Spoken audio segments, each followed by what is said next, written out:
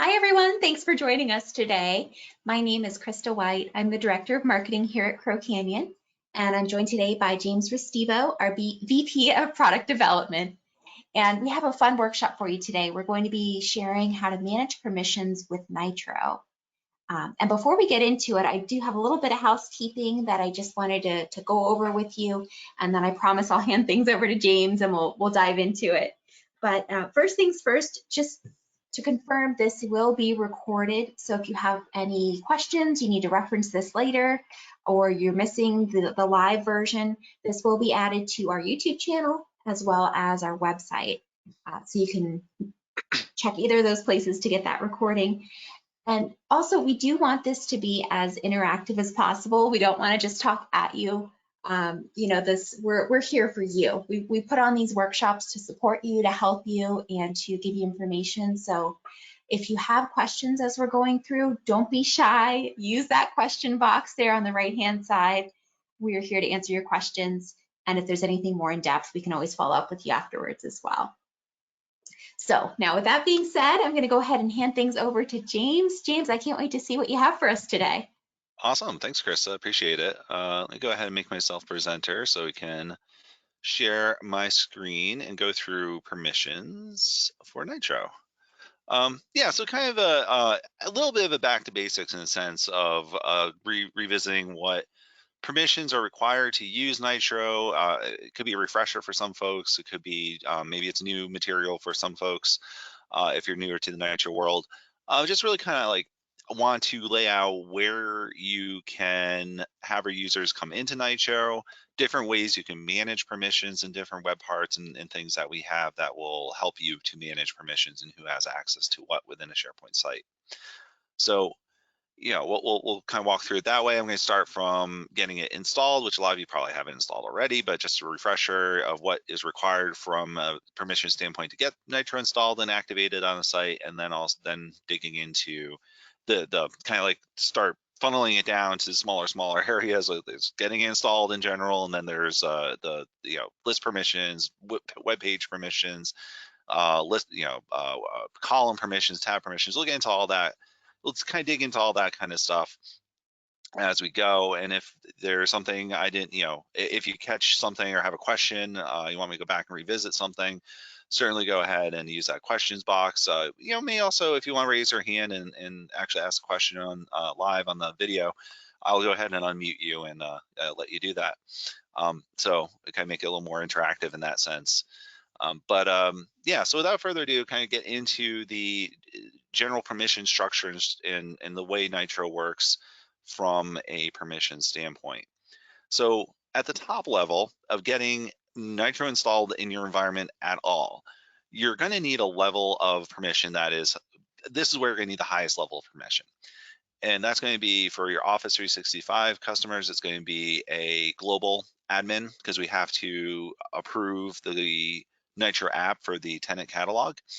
And for the farm, for on-prem, it's going to be the farm administrator because they're going to have the permissions to deploy different files to the server, to the central administration area, which is where we deploy the WSP files and some of the things to run the Nitro toolset, the web parts. Also for updates, you're going to, I think you might need that level. Updates for Office 365, you're going to need the lease site collection admin access to run those updates. And I'll show you where that comes into play.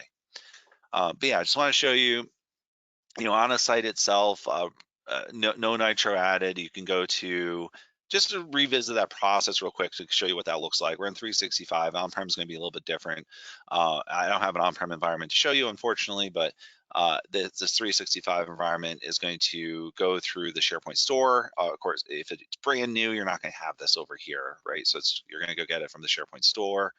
You're going to typically go to Classic Experience, and this part of it, of actually going and getting it from the store, this can be done by a site collection admin. This does not have to be done by a administrator, but once we get it installed, to run the process of getting it deployed, you do have to be a site collection, global administrator to deploy some of the apps to your catalog. And then once you get it deployed to your site, we'll go ahead, trust it, we'll put it on our site here. Now at this point, all you really need is site collection admin access, although there are a few things you might want to use, I guess you could say optional things that you might want to run that are going to need that higher level of permission from a global admin perspective. So once we get it installed, you're going to think about what do you want to use within the Nitro tool set, and that could be, I'm going to go to a site that already has it deployed, so we don't have to wait for that to get deployed. Let's go to site information. No, all right, sorry, Nitro site settings. Click the wrong link. Apologize. Nitro site settings. So from here, you're going to have a few different things that you might want to enable that do require that still require that global admin access, and those are going to be the Teams connection. So again, for 365, if you want to have that connection over to Teams to use the bot or to use the post adaptive card action or to use the send an email to team action, those things can be done through the Teams connection, but you do have to have that global admin access to do that for the Office 365 environment. The other one that requires the global admin access is the Azure AD. And I think hopefully it's pretty obvious why, because it is asking for access to your Active Directory. So you're going to need a level of permission beyond what you would give a site collection admin typically, if that's all they're focused on, site collection admin stuff. So those two, Teams connection, just to revisit, Teams connection and Azure Active Directory, those require global admin permission to run those grant permissions. So that's where, those two things, you'd want to get your admin on the call or have them as part of the install process and make sure they grant these things if you're going to be using them. Again, they're optional. You don't have to use them as part of Nitro, but they do make things a lot more fun and a lot easier to use for certain aspects. The other two connections we have here for Twilio and for DocuSign, so these two, Twilio and DocuSign, those only require site collection admin. Actually, they don't even require site collection admin. I apologize. It's managed website. So you're going to hear me talk about this managed website permission a few times. That's the level of access needed to get to a page like this Nitro configurations page. And I'll show you where to set that up in the permission levels. But as long as you have access to the managed website permission option in your permission level, you can get to this page, and that's going to allow you to enter the information into about Twilio and about DocuSign. Now, of course, if you're going to be setting up those connections, you're going to have access to Twilio and DocuSign to do so, or at least get the information from someone who does.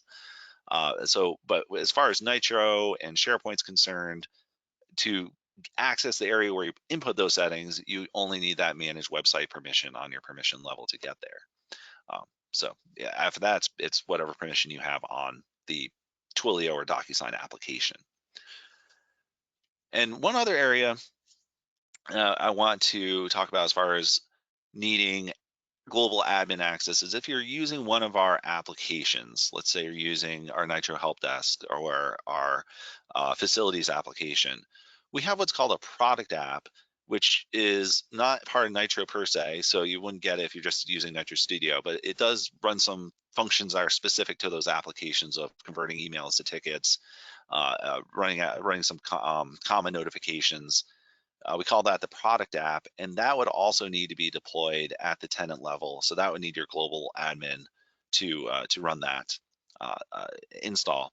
And then if you're along those same lines, if you're using the email sync tool, either in an application or if you just want to bring email from a mailbox into SharePoint, that you'd have to have someone create that mailbox. Now, the global admin typically would do that, but if you have a mailbox that's already enabled and you have access to it, that should be fine as well. But if you need that mailbox to be created for those purposes, that would also require the global admin, or at least Exchange admin, to create that mailbox so that you can use it in your settings for the email sync app.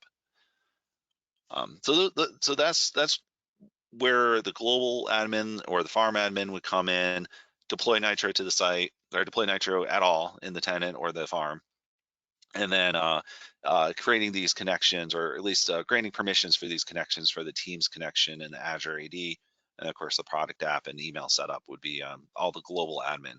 Now we start kind of like trickling down a little bit into narrowing our permissions as far as what is needed to be done. Now, if you want to activate Nitro for a site collection and for the subsites, that's going to be a site collection admin.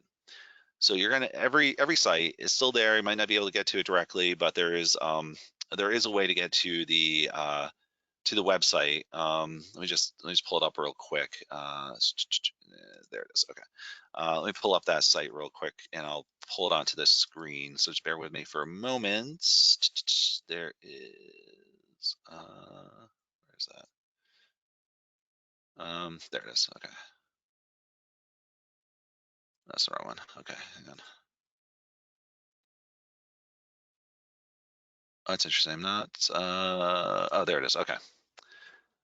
Sorry, I had to find my favorites link for the that particular site, so I apologize for that.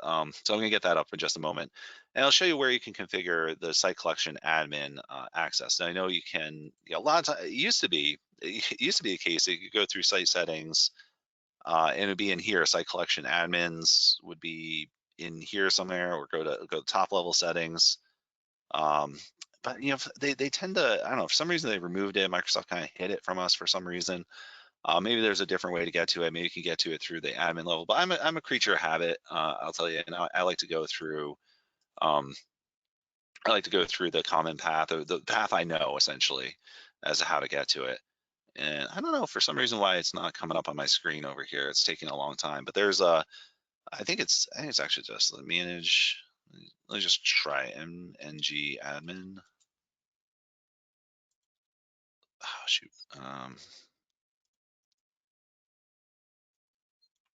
MNG admin. Yeah, I know there's a way to get to it. Anyway, so once that comes up, I'll show you where that is, and you can get to your site collection administrators and see who they are, and manage those. We also give you a link to the page directly if you're going to if you're coming from your NITRO Studio. There's going to be a link. When you first get it set up, there'll be a link to say, hey, go to this page, add this person as a site collection admin, and then you'll be able to do it. And then, but so once I get added as a site collection admin, they'll have access to do a lot of things, and that could be the level you leave people at. But they'll have access to almost everything that they need. But if you want to take it down even further, you can do that. But site collection admin will be required for seeing for accessing, sorry, creating new sites with Nitro, or activating Nitro for sites. That's what the site collection admin can do. And then they can also see your subscription information. So that's the other thing your site collection admin is going to have access to, is to see this see the subscription information. My internet seems to be not working so great. Krista, am I coming through okay? Yeah, I see your screen. I can hear you just fine. Okay. All right. All right. Let me hit play again on my screen. Okay. So I just went over to Nitro Apps in the site settings page, and I want to show you that the site collection admin can go here to the Nitro admin home, and they're going to be able to see subscription details. They're going to be able to see, for across your site collection. So we went over these subscription details in a previous workshop a while back. Hasn't changed a whole bunch, but this is also what your site collection admin would have access to. I know, of course, they wouldn't be able to access any other site collection. They could see it, but if they go click on it, if they don't have access to the site already, they're not going to be able to access it. They might just be able to see that it was deployed over there. But essentially, your site collection admin would also have access to all this information as well. So just be aware of that. So in addition to being able to deploy, manage sites, and activate, things like the activate link here, if they're a site collection admin, these are all subsites within the site collection. They would have access to all those things. So that's a good level of administrative access that they would have, and that would allow them to manage things. So that's pretty much what you want to give your people who are going to be deploying Nitro, managing Nitro at a higher level, really being administrators of it, managing how many sites are deployed. If you have a limited site license, you might want to make sure the person controls that information. So that's your site collection admin, right? So you're gonna have access to all that stuff. Now, if you want to actually configure Nitro and configure settings, configure your forms, configure your custom actions and workflows, that level of access requires a that manage website permission. And if I come back over here to our page, and we're at our top level, that's fine, that's no problem. If we go to permissions, and I always like to go to advanced permissions.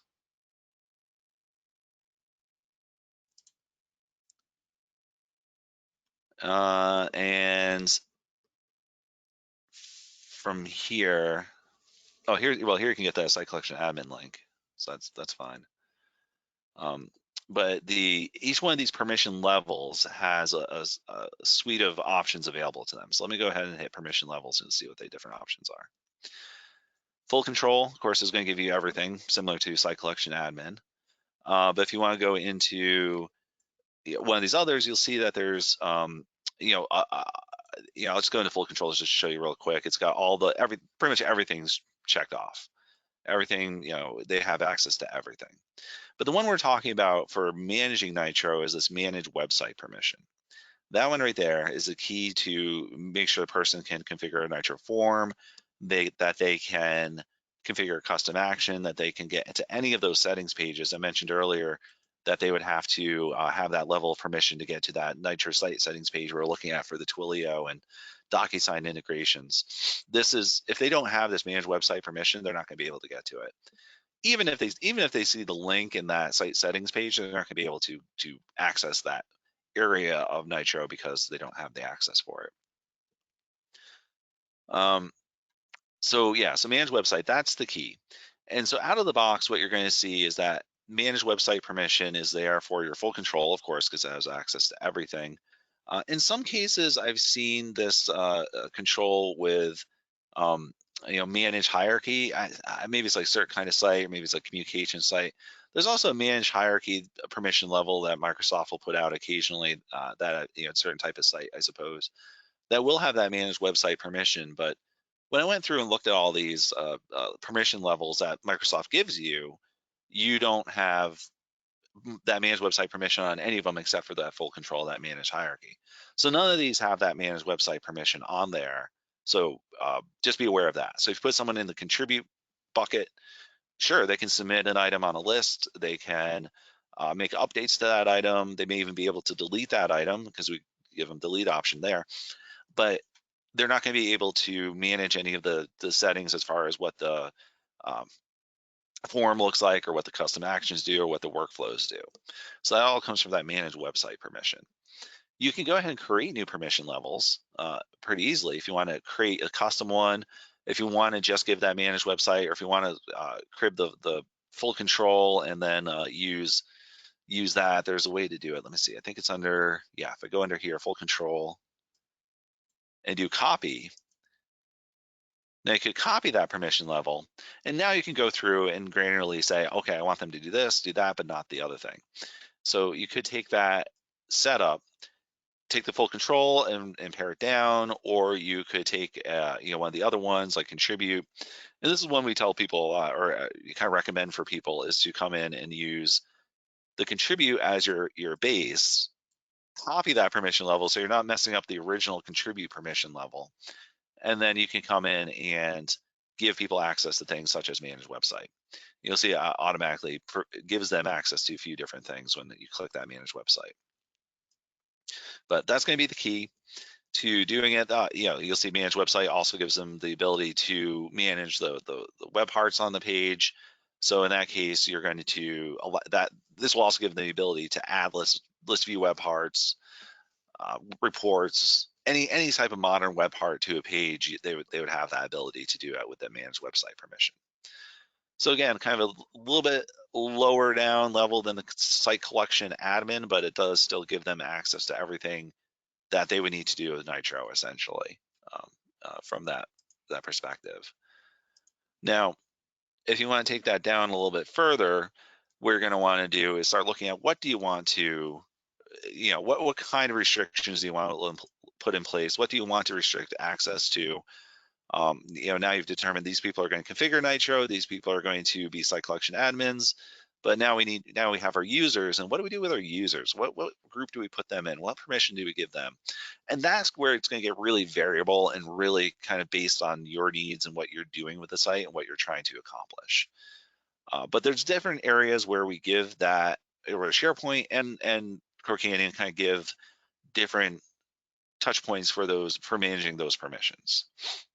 So on kind of the higher, I guess a little bit higher level, you could say there's the permissions on pages themselves. SharePoint's essentially a collection of, each site is a collection of pages where you have a different, different things going on. You can see this is this is a home page. If I go into site contents, there's going to be some other pages there, such as site pages down here. There could be other workspaces as well. Each one of these pages. Now, this is kind of a similar idea to item level permissions, but on a whole page level. So we're now restricting what they can access if it's, if it's on that page, but it's also on a different page. Let's say we have a list view web part on this home.aspx page, but we also have that list view web part on another workspace page, which I guess we don't have here, but let's say there was another workspace page here. They would still have access to that web part on that other page as long as they have access to that page and that list. But in this case here, let's say you want to, let's workflow errors. There's a good one. You might want to restrict that to just your site collection admins. So this is where you manage access, and you go to the again advanced. I'm pretty sure I have it. I like this old advanced style of managing it.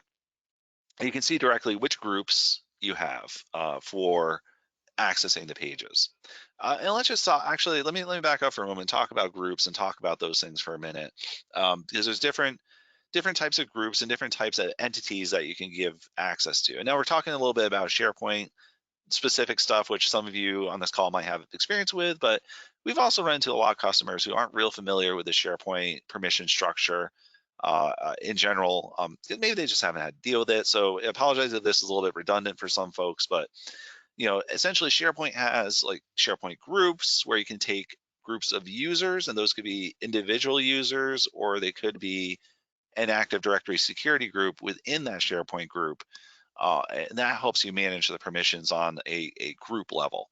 So you can take a bunch of owners, you can take a bunch of members, you can take a bunch of visitors. Now you're managing all those groups or entities in one fell swoop, giving them edit access or full control access, depending on where they are. And then you can also directly add Active Directory groups in here if you wanted to, and you can also add individual users in here if you wanted to. So kind of different ways you can manage those group levels and who has really kind of like batch up your users into particular groups of either SharePoint group or an Active Directory group. So that helps you kind of manage the rest of these permissions we're going to talk about. And for a page like this, we went into our workflow dashboard page, workflow errors page, and you can stop inheriting permissions. So now this is going to break inheritance, and you may want to do this. I don't always recommend it, but you probably want to do this in certain situations where you want to break inheritance on a page. We're going to go ahead and stop inheriting. And now you can manage permissions. You can see it copies over the permissions from the parent automatically. But now you want to go in here and say, you know what, I don't want the visitors to access this page. I don't even want the members to access this page. I only want the owners to be able to do it. And you got a couple other groups in here that you want to get rid of as well. And we just go ahead and remove those permissions. Now, you do want to keep a snapshot of those. So if you ever have to go back and re-add those permissions, you might want to do that, because there really isn't an undo option, unfortunately, when it comes to these permissions. That's something you want to be careful of, because once you start breaking inheritance, then what you can do is re-inherit, which is delete unique permissions, and this will take the permissions from the parent site again. But if you added any unique permissions to this page, those would be lost. So it's just something to be careful of, and something you really want to kind of consider and really think about. Who do I want to have access to this page? What group are they in? What Active Directory group? What SharePoint group, etc. And do we want to have that be access for this page be different than the access for the rest of the site?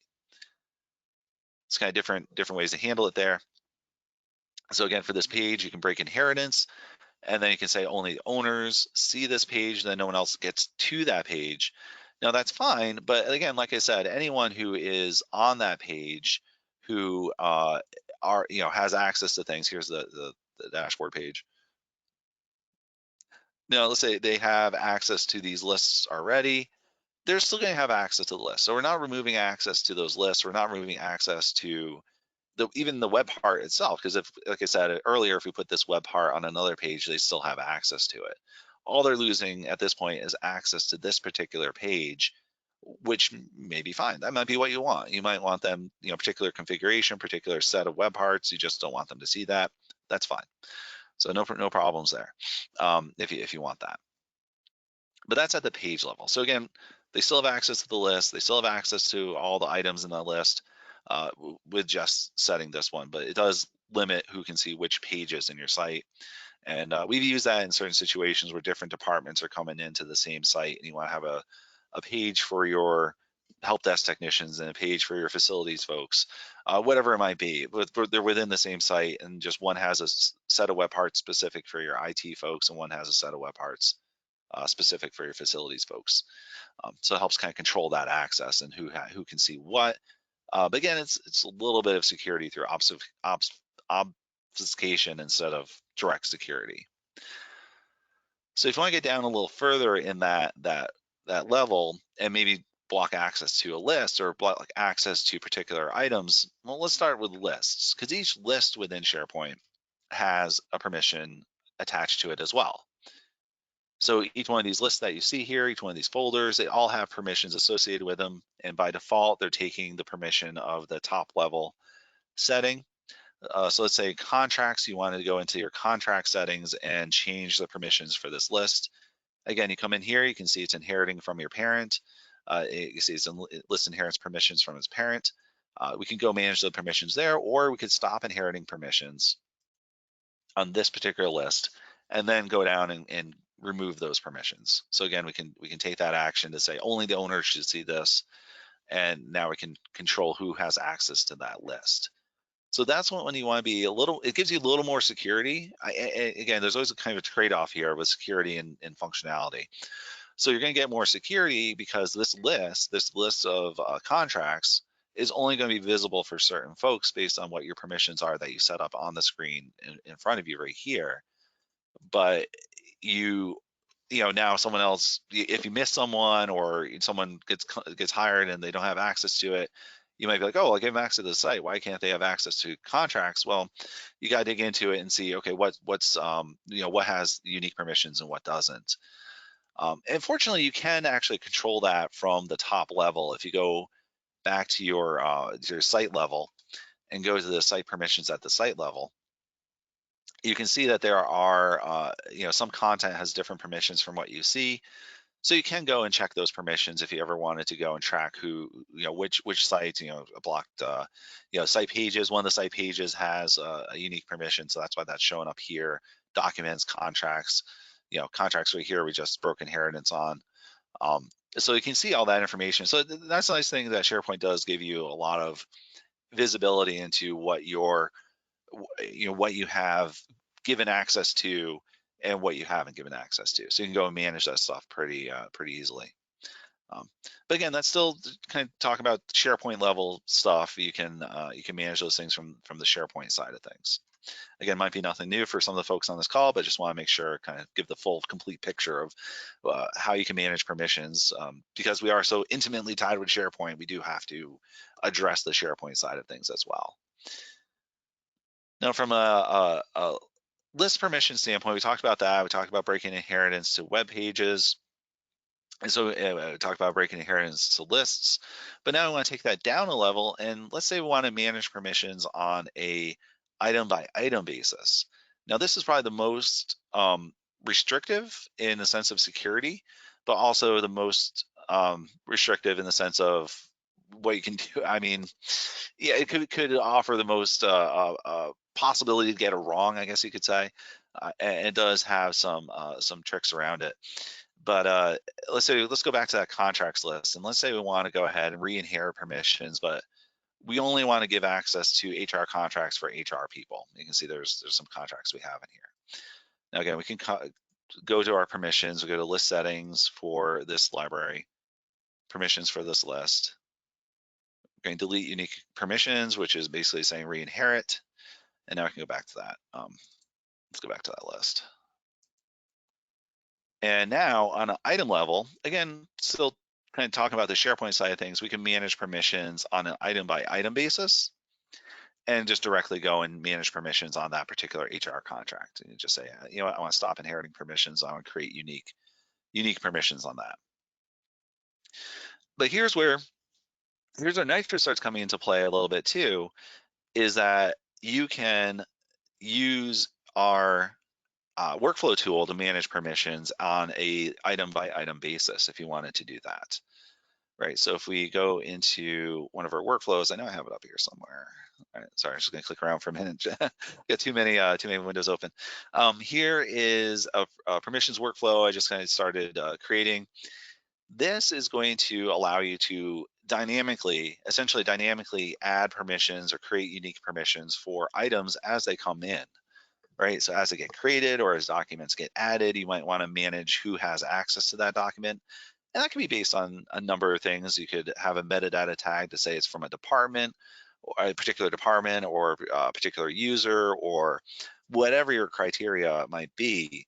You can manage those permissions and you put those into the the conditions builder up here and the workflows, and then you can use the manage permissions action to control who has access to that item. So in this case, what we're saying is anytime an item gets created, we're going to grant user permissions and we're going to do it for everyone. And also the created by, that doesn't really make a lot of sense. Maybe there's another field in there we want to use, maybe related contract. Well, maybe another user, contract owner, there we go. Let's say we want to use the contract owner. Now the contract owner may not inherently have access to that contracts list, and that's okay, because let's say we've gone, hypothetically, we went and broke inheritance to the contracts list, and we only have certain folks who can see it by default. But then we also want to granularly give back access to certain items in that list. And this is where this workflow is going to come into play to say, I want to grant user permissions, edit access for the contract owner for this particular contract. And that's only going to give them access to those contracts where they're the contract owner and not to any other contract in that list. So that's another way you can kind of granularly manage and dynamically manage your permissions to particular items, is to come in and use a workflow and to do that. And you can see there's a few different actions here where you can stop inheriting, delete any unique permissions, remove user permissions, depending on what workflow you want to use. Maybe something changes and you want to delete unique permissions and that kind of thing. So that's going to get you into the item level permission piece of it. So now on an item by item basis, you're going to be able to control who has access to what. So again, you can do this manually by going directly to the items and deciding what you want to give access to and what you don't. But then you could also automate this through the tool set, through the NITRO tool set. And then, so that's on the item level permissions. But now we can take it down another notch, and let's say on the item itself, you want to have you want to go to your fields within that contract or fields within that document, wherever it might be, and control who has access to these particular fields or these particular tabs. Now, this is not going to be anything new for anyone who's dealt with NITRO Forms before, but I'll go through it, kind of a refresher in the sense of what you can do with permissions within this. I'm going to go to the documents library actually and do it from here. So in NITRO Forms, we can come in and give permissions to particular tabs. If we have particular tabs or if we have sections, we can give permissions. And I'm just going to go ahead and add a new tab over here and show you that you have this permission set up with dynamic condition evaluation. So almost like rules in a sense. So once you get down to this level of columns and tabs, you're talking about rules on the form to control who has access to what.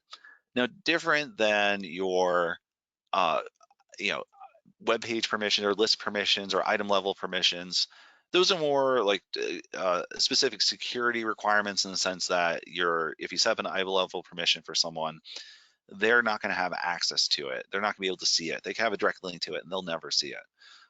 Because their login just simply does not have access to it because you've broken that inheritance and removed the permissions for that user for that item. These permissions, and I'll be honest, are a little bit different. It's more of a security through obfuscation sort of scenario, because you're not directly blocking access to the column or the column information or the tab or the columns that are on that tab.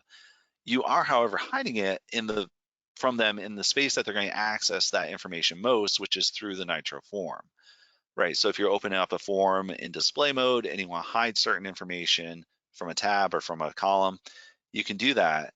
But as long as they have access to that list, as long as they have contribute rights to that list, they're still going to be able to access that list. And by design, they do have rights to that information. So it is something, to keep in mind when you're setting up these permissions. It's not directly blocking people from seeing that column if they have access to a list view that shows that column, or if they have access to another form for that list that has that information in it. So I just want to be clear about that. It's not, kind of similar to the page. When we talk about the web page permissions, we're not blocking access to things on that page per se. We're just blocking access to that page. And it's kind of the same idea here, is that we're not blocking access to the columns on this tab per se, but we are blocking access to the tab when they pull it up in NITRO Forms. So just something to think about as you consider this. Now I'll talk about a little bit in a few minutes here. I'll talk about maybe ways you can manage that or handle that. But that's an inherent part of SharePoint. So SharePoint doesn't have a way to block column permissions. And so directly, so that a user never sees that particular column, or if they do, I mean, they might have to do some kind of custom scripting, and if that's possible, we'll be, I'm sure, adding it to our feature set at some point in the future. But as it stands today, what we're doing when we say we're blocking permission for this tab is that we're hiding that tab, but not necessarily the information on that tab. So I won't go through this in great detail because I think you've seen this before, or there's other videos where we go over the permission levels. I'm sorry, the permission setup condition builder, different ways that you can build this out, and different things. If you have any specific questions about it, we can certainly, if we have time, dive into those specifically. But I think this is all stuff you guys have seen before. If not, we can certainly have a conversation afterwards or a little bit later in this call, talk about it. But yeah, you could do it on a column level. You have your permissions to hide or show. You have it on the tab level. You can have it on the section level if we add a section within here. And similar to you can add any tab controls. You have sections here. Every one of these elements can be permissioned. So this section can be permissioned. You can see over here we have permissions on that. Each of these tabs, this whole control can be permissioned, or this this particular tab can be permissioned. So you can get kind of granular with that stuff and hide or show what you want to show on that, hide or show on that form to make it to make that certain things visible or not visible based on user, based on fields in the form. It could be any number of things. Another way to handle this, though, if you wanted to be a little more, again, maybe a little stronger security, but still kind of through obfuscation, is to create different sites.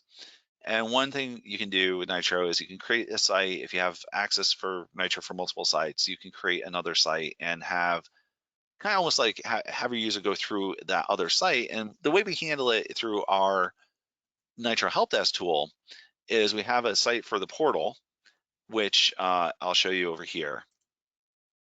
I always have the employee portal. And this portal site has information on it from a different site. So, right, so if you look at the structure, we have our NITRO Help Desk 2023 Help Desk portal. And then we also have our NITRO Help Desk 2023, just the main site.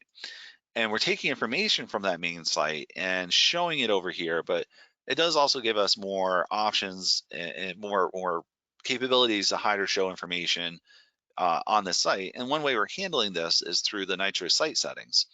So if you go over to the, go back into those NITRO site settings, and I'll do it from here. View all site settings. If you come into the NITRO site settings from here, we have our security settings. There it is, security settings. And so what this is doing is saying, when we talk about this site here, the help desk portal, we're going to allow certain members to access this site. All the users will be redirected to the target URL. Well, that, actually, let's do it the other way around. Yeah, let's do it this way. So then we'll pull this up here and go over to our, so what this is saying, so the security settings, again, through kind of redirect and pushing people to a different place, what we're saying is that anyone people who are in this group here, let's say members or visitors, let's see what comes up. NITRO help. Yeah, let's do this one. Okay, so what we're saying is that these NITRO help desk end users are not going to be redirected. Oh, those are not going to be redirected. Sorry. I always have to remember how to do it. See, let's do help desk. Let's do owners over here. And the owners and technicians. Keep it consistent. Okay. So with this setup here, what we've got is we're saying this is the site that we're going to basically control access to. And if someone tries to get to this site, we're going to send them over here to the portal. So instead of getting access to the backend NITRO Help Desk 2023, we're going to send them over to the Help Desk portal, and that's going to keep them from seeing all the stuff on the backend site, right? They won't see all this stuff. They'll just be redirected over to this page here. And the way that works is we're going to say, users who are members of one or more specified groups will be able to access the selected site, which is here, the Help Desk 2023. All other users will be redirected to the target URL, which is here. So this helps we want to make that very explicit as to what we're doing here is essentially saying these people can get access to 2023, and then anyone else who's not in these two groups will get sent over to the portal. Now that's one way to handle it. So then what we're saying is that they can't go here, but they'll be redirected over there. But what do they see when they get over there? Well, they can see whatever we give them access to. And that's handled through cross-site setup, cross-site collection.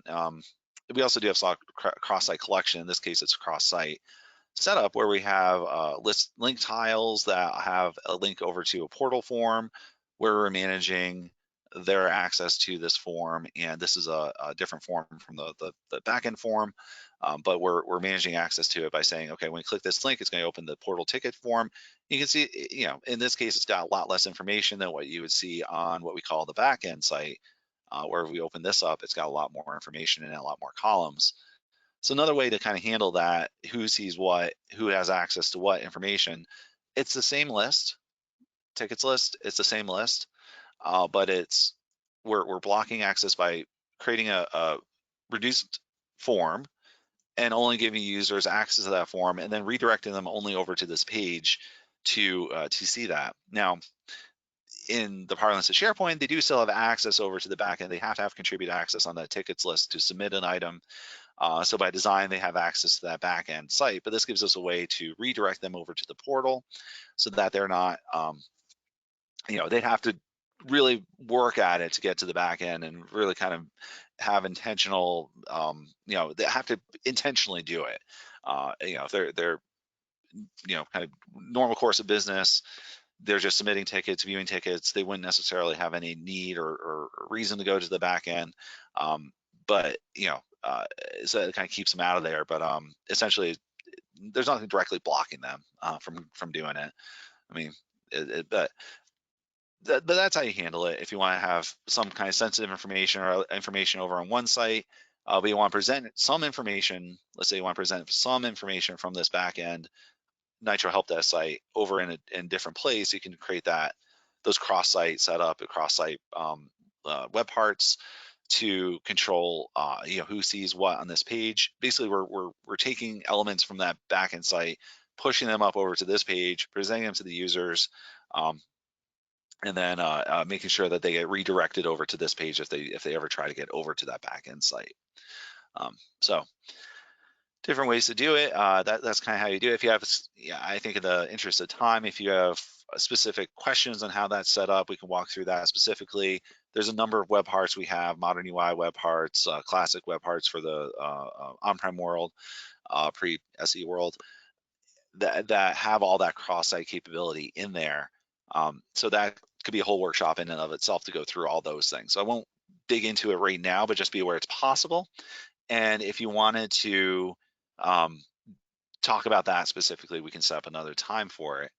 But I think that pretty much covers all that we wanted to talk about here with permissions from, who can install Nitro, which is the global or farm admin, who can deploy it to sites, which is the site collection admin, who can manage it, which is the manage website option on that permission level, which we looked at. And then beyond that, you can get into more granular, like I want break inheritance on this page. I want break inheritance on this list. I want break inheritance on this item. And then all the way down to I want to hide and show these columns from users, to even more secure environment where you only show those items on a different, or even show them a completely different form on a different site for that same list. So that's kind of what I wanted to cover today. Just looking over at the questions, looks like we did have a question regarding print manager configuration and list print feature. So that goes back to what I was saying earlier about the manage website permission level, on the permission level. So if you are looking at the, where do I have it? I know somewhere, these permission levels right here. So any of the Nitro elements, including list print, including Nitro Forms, including workflows, including custom actions, anything that you see on that Nitro apps page that you'd see here. Let me just get back into this site here and manage this one. Yeah, pretty much everything that you see that's going to come up on this page eventually, plus a few other things, would only be accessible if you have this manage website permission, or manage website. Yeah, manage website permission checkbox on your permission level. And so as mentioned earlier, that comes natively with the full control, of course. But if you want to create your own custom permission levels and add that in for certain users, you could do that. I'd recommend it. Don't edit existing permission levels. I would not recommend that. I would recommend copying that permission level, because all these have a copy option at the bottom. You see there's a copy permission level option. Copy that permission level and then uncheck what you want to check or uncheck. And then, as long as this one is there, they'll be able to manage the print manager. They'll be able to do the list print. I think anyone can print if they have access to the list itself. They'll be able to print just like NITRO Forms. They'll be able to see the NITRO form. They'll be able to run the custom action.